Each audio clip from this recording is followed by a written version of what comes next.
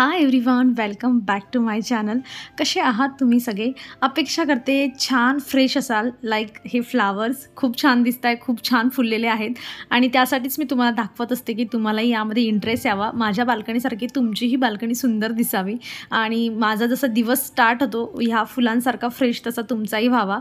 आणि काही जुने फुलं गेलेले आहेत, पण नवीन ज्या पाकळ्या आहेत त्या तयार होत आहेत आणि येणाऱ्या दिवसांमध्ये यांच्याही तुम्हाला जे ब्लूमिंग आहे ती मी दाखवणार आहे. खूप छान वाटतं, मनाला खूप शांती देऊन जाते. गार्डनिंगचं काम असतं, पण ते एकच काम असं आहे ना जे केल्यानंतर मी कधीही दमत नाही आणि आय एम शुअर तुम्हीही स्टार्ट केल्यावर तुम्हीही कधीही दमणार नाही. हे बेबी सनरोजचं फ्लावर आहे. मागच्या वेळेस तुमच्यासोबत व्हिडिओ शेअर केला तेव्हा मला फ्लावर दाखवायला नव्हतंच. असं छोटे छोटे छान एकदम डार्क कलरचे फ्लावर्स येत असतात. छोटीशी कटिंग याची लावली ना तरी अगदी जगून जाते. त्यामुळे कुठेही मिळाली तर स्किप करू नका, घेऊन या आणि एखाद्या कुंडीत टोचा दिला, अगदी जगणार म्हणजे जगणार. तर चला, दिवसाची सुरुवात जी आहे माझी खूप छान झालेली आहे. खूप जास्ती फ्लावर्स जे आहेत सध्या ब्लूम होत आहे आणि बाल्कनी इतकी फ्रेश आणि मस्त वाटते की काय सांगू तुम्हाला. आणि बऱ्याच लोकांनी माझं पाहून ना गार्डनिंग स्टार्टही केलेली आहे. त्यांना खूप खूप शुभेच्छा की तुमची गार्डनिंग खूप हॅपी व्हावी. सो हे पण एक प्लांट आहे, तुम्ही इन्क्लूड करू शकतात. वेल तुम्हाला पाहिजे असेल ना तुमच्या घरामध्ये तर हा वेल फॉर्ममध्ये खूप छान येते. खूप छान डार्क असं येल्लो कलरचं फ्लावर असतं आणि सकाळी सकाळी एक छान रंगीत अशी चिमणी जी आलेली होती ना तिला कॅच करण्याचा प्रयत्न करत होती कॅमेऱ्यात, पण काही झाली नाही. चला असो, कामांना सुरुवात करूया. आणि आजचा व्हिडिओ जो आहे ना अजिबात मिस करू नका आणि स्किप करू नका. व्हिडिओच्या अर्ध्या व्हिडिओनंतर मी खूप जास्त आनंदी होणार आहे आणि काहीतरी वेगळं तुम्हालाही बघायला भेटणार आहे. तर चला, मी आता काय करते तुम्हाला ते सांगते.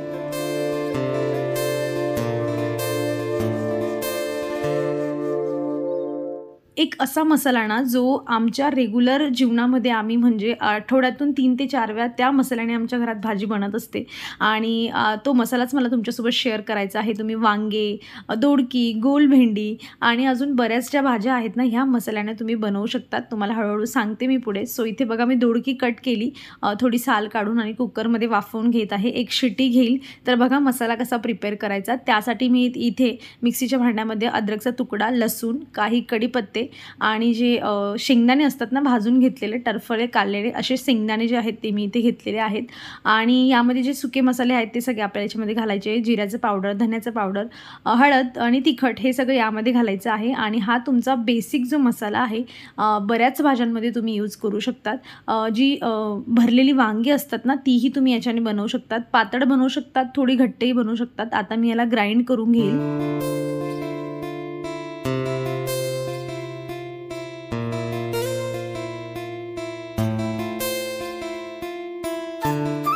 पियाची सारखी चुडबुड चाललेली होती किचनमध्ये. तुम्ही पाहिलंच असेल थोड्या वेळापूर्वी. तिला तिथून मी हकलून लावलं तर ती इथे सोफ्यावर येऊन उड्या मारत होती. ती जनरली असं उड्या वगैरे मारत नाही, पण तिला कधीतरी महिन्यामधून 15 दिवसातून आठवण येते आणि मग ती उड्या मारते आणि पसारा होतो. सगळे सोफ्याचे कवर अस्ताव्यस्त होतात. ती गोष्ट तर आहेच, पण आपल्याला भीती याची वाटते की पडणार उगाच. आणि त्यांना ह्या गोष्टी अजिबात समजत नाही. त्यांची एनर्जी जी असते ना ती अनदर लेव्हल असते.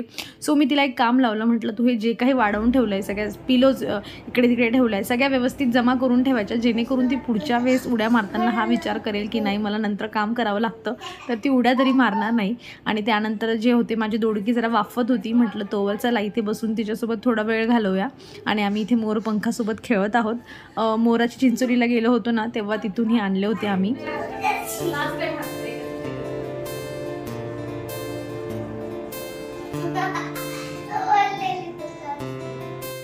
तर पहा, मी इथे तो जे काही मिक्सीमध्ये टाकलं होतं ते सगळं ग्राइंड करून घेतलेलं आहे. हे तुम्ही अगदी म्हणजे थोडं बारीक असंच करून घ्यायचं. जर पातळ भाजी बनवायची असेल ना तर थोडं बारीक करायचं. आणि तुम्ही जर तुम्ही भरलेली एखादी भाजी करत जसं वांग्याची भरली वांगे वगैरे बनवत असाल तर थोडं दरदरीत ठेवायचं, म्हणजे त्याचं मग टेक्स्चर छान दिसतं दिसायला. सो मी पातळ बनवणार आहे आणि आज भाकरी बनवायचा प्लॅन आहे. आणि भाकरी बनवायचं म्हटलं की मला थोडं टेन्शन येत असतं, कारण मला हव्या तशा चांगल्या भाकरी जमत नाही. पण चला बघूयात पुढे कशा जमतात. सो मी इथे कढईमध्ये जे आहे तेल घातलेलं आहे. सेम प्रोसेस जी आहे ना तर सगळ्या भाज्यांसोबत तुम्ही जे आहे अप्लाय करू शकतात. मी तुम्हाला इथे दोडकीची दाखवते. तुम्ही सगळ्या भाज्यांसोबत ही सेम प्रोसेस करा. छान टेस्ट येते, खूप टेस्टी लागते. पातळ भाजी पाहिजे असेल, चुरून खायचं असेल भाकरीसोबत, चपातीसोबत किंवा राईससोबतही खूप छान लागते. एक वेळा नक्की ट्राय करा. आणि मला कमेंट आली होती की कशी बनवली ही भाजी, तर म्हटलं चला ॲडिशनल काहीतरी ॲड करूया त्याच्यामध्ये, म्हणजे तुम्हाला जे आहे कधीतरी टेन्शन आल्यावर काय भाजी बनवायचं तुमच्याकडे हे ऑप्शन राहील. सो तेलामध्ये थोडं जिरं घातलं होतं मी, आणि जे आहे ना मंद आचेवर हे जो मसाला आहे याला छान परतून घ्यायचा आहे. गॅस फुल नाही करायचा, नाही तर मग तिखट वगैरे सगळं जळायला लागतं. थोडे कढीपत्ते मी यामध्येही घातले, काही बारीक करायला घातले होते, तुम्ही बघितले असतील मिक्सीमध्ये, तर ते बारीक आता डायरेक्ट पोटात जातील आणि हे काही काढून निघतील भाजीतून. तर आता मी थोडंसं जे होतं ना पाणी यामध्ये घातलं, अगदी थोडं घालायचं, आणि याला तेल सुटेस तोवर ना छान परतून घ्यायचं आहे. तेल जितकं जास्त सुटेल ना मग तेवढी तुमची तर्री भाजीला छान येते.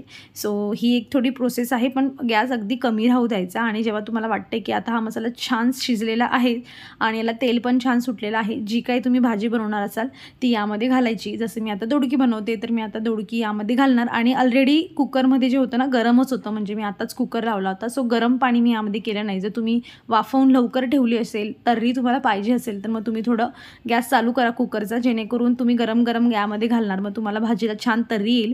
चवीपुरतं मीठ घालायचं आणि आवडीचा जो काही तुमचा मसाला असेल तो यामध्ये घालायचा, आणि तुमची भाजी जी काही तुम्ही बनवत असाल ती तयार होते. खूप छान लागते, नक्की ट्राय करा.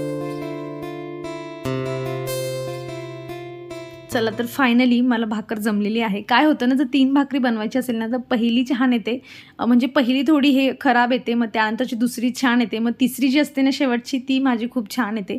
आणि भाकर माझी अशाच पद्धतीने जी असते बनत असते. म्हणजे मला अजून एवढी प्रॅक्टिस नाही, कारण कधीतरी डोक्यात आलं ना तेव्हा 1 किलो जे आहे ज्वारी म्हणा किंवा बाजरी म्हणा दळून आणली जाते आणि मग तेव्हा बनवली जाते. मला असं वाटतं की भाकरचं प्रमाण थोडं वाढवलं पाहिजे, माझी प्रॅक्टिसही छान होईल, भाकरही छान जमेल आणि हेल्दी तर असतंच. तर चला, आजचं माझं जे जेवण आहे महत्त्वाचं ते इथे बनवून तयार आहे. भाकर झालेली आहे आणि भाजीसुद्धा रेडी आहे. खूप छान मस्त आजचं जेवण होणार आहे, हेल्दी असं.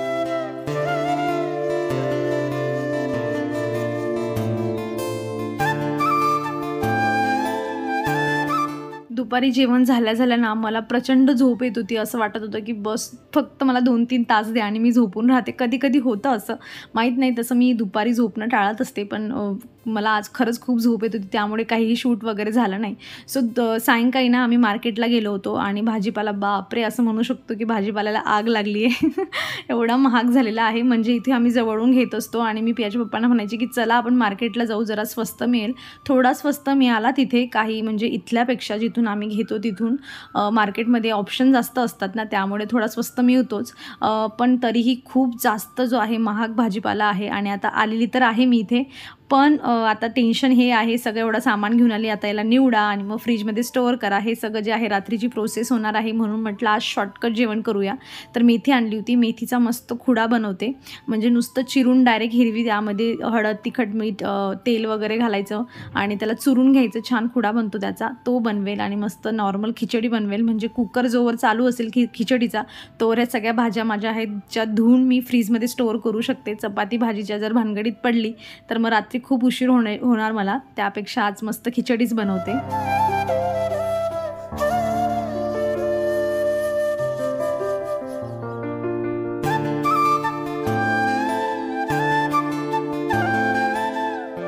The next day.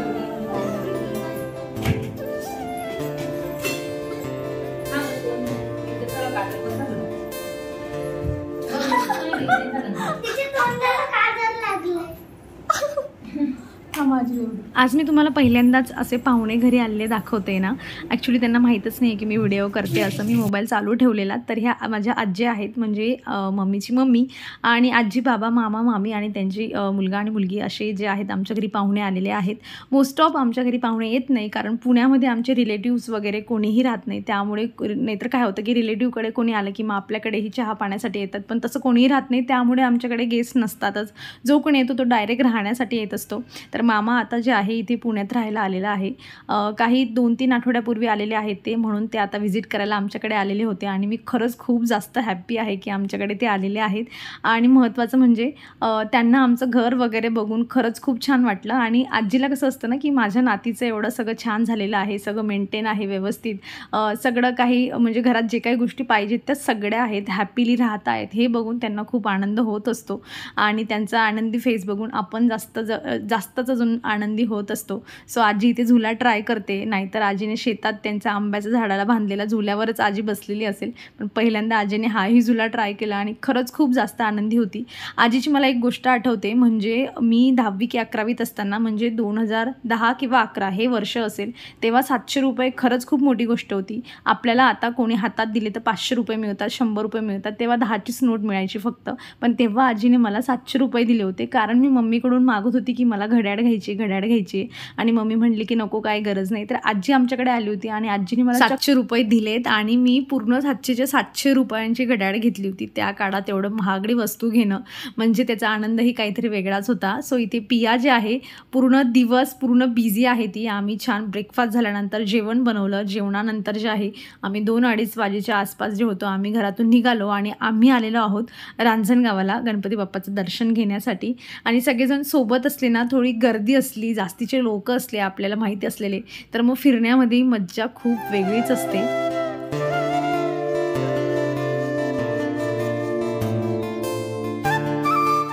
आज संडे आहे आणि संडेच्या दिवशी इथे गर्दीही खूप जास्त होती. सो म्हणजे अंदाज तर होता की गर्दीमुळे वेळ खूप जास्त लागणार आहे, पण असो एक्सपिरियन्सही घ्यायचा होता. आणि कधीपासून चाललं होतं की रांजणगाव जायचं आहे. शेवटी आता थोडे पियाचे पप्पा हे ट्रेन झालेले आहेत गाडी चालवण्यासाठी, तर म्हणून डिसिजन घेतले की चला जाऊयात. आणि इथे जे आहेत आम्ही पोहोचलेलो आहोत. आणि तुम्ही आधी आलेले असाल तर मग तुम्हाला रांजणगाव वगैरे माहीत असेल. पुण्यातल्या लोकांना बऱ्यापैकी माहीत असतं रांजणगाव. आणि मी जास्त एवढा व्हिडिओ करत नाही आहे, कारण ह्या लोकांना माहीत नाही आहे की मी व्लॉगिंग वगैरे व्हिडिओज बनवते असं. मी माझ्या म्हणजे फॅमिली मेंबरला सोडलं की मग मी कुणालाही सांगितलं नाही. मम्मी पप्पा आणि घरातल्या लोक एवढ्यांनाच माहीत आहे, बाकी कुणालाच माहीत नाही की मी गेल्या 1.5 वर्षापासून व्हिडिओ टाकते यूट्यूबवर आणि माझं चॅनल मॉनिटाईज झालं आहे वगैरे वगैरे. कोणालाही सांगितलं नाही आहे. एक दिवस येईल मी सगळ्यांना हे रिव्हील करणार आहे की बाबा हो मी असं असं करते. आणि बघा तुम्ही माझे व्हिडिओ. का न सांगण्यामागचं जे रिझन आहे ते मी एखाद्या व्हिडिओमध्ये तुमच्यासोबत नक्की शेअर करेल डिटेलमध्ये की याचे काय फायदे मला झालेत. तर चला तुम्ही इथला परिसर बघा. जो कोणी आलं नसेल त्याला इथले छोटे छोटे जे फुटेज आहेत ते मी घेतले होते. आणि तुम्ही हे फुटेज जे आहेत इथूनच तुम्ही लांबून जे आहे गणपती बाप्पाचं, रांजणगावच्या गणपती बाप्पाचं दर्शन घेऊ शकतात. आतमध्ये कॅमेरा अलाउड नसतो. सो दर्शन झाल्यानंतर खूप भली मोठी रांगमध्ये नंबर लावल्यानंतर जे आहे आम्ही बाहेर आलो. आणि इथे आता प्रसाद जो आहे तो घेणार आहोत. त्यानंतर एक फॅमिली फोटो काढू मस्त आणि मग त्यानंतर परत जे आहे घरी जायचं आहे.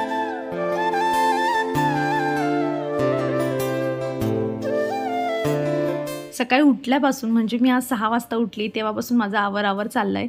आणि आता 5 वाजले, जवळजवळ झाला आहे 12 तासच्या आसपास. आणि मी दिवसभर काम करते तरी मी अजिबात दमलेली नाही आहे. आणि असं तेव्हाच होतं की एवढं काम करून पण ना आपल्याला थकवा येत नाही, कारण जेव्हा आपल्या आवडीचे लोक आपल्या आजूबाजूला असतात. सो आता जे आहेत ते त्यांच्या घरी जाणार आहेत. त्यांचा मार्ग वेगळा आहे जाण्याचा आणि आम्ही आमच्या घरी जाणार आहोत. आणि हे पियाला जेव्हा कळलं आहे ना तेव्हापासून ती थोडी सॅड झाली आहे की ते आता पुन्हा आपल्या घरी येत नाही आहे. तिला समजवणं थोडं कठीण जातं आहे, कारण की ती एवढा एन्जॉय करते. आणि जसं मी म्हणले की एवढी जास्त लोक येत नाही आमच्याकडे, त्यामुळे तिला जेव्हा असं कोणी आलं मग तिला फार अशी ती भारावून जात असते की हे लोक जायलाच नको. पण तिला समजवलं आहे की ते आपल्याकडे आलेत तसे आपणही त्यांच्याकडे जाऊ. आणि तेव्हा ती जरा शांत झाली. सो आम्ही जात आहोत आता आमच्या घरी. आपण भेटूया पुढच्या व्हिडिओमध्ये. हा व्हिडिओ कसा वाटला मला कमेंटमधून नक्की सांगा. आवडला असेल तर लाईक करा, चॅनलवर नवीन असाल तर चॅनलला सबस्क्राईब करा. आणि आपण भेटूया पुढच्या अशाच इंटरेस्टिंग व्हिडिओमध्ये. तर तुम्ही स्वतःची काळजी घ्या. So take care friends and bye.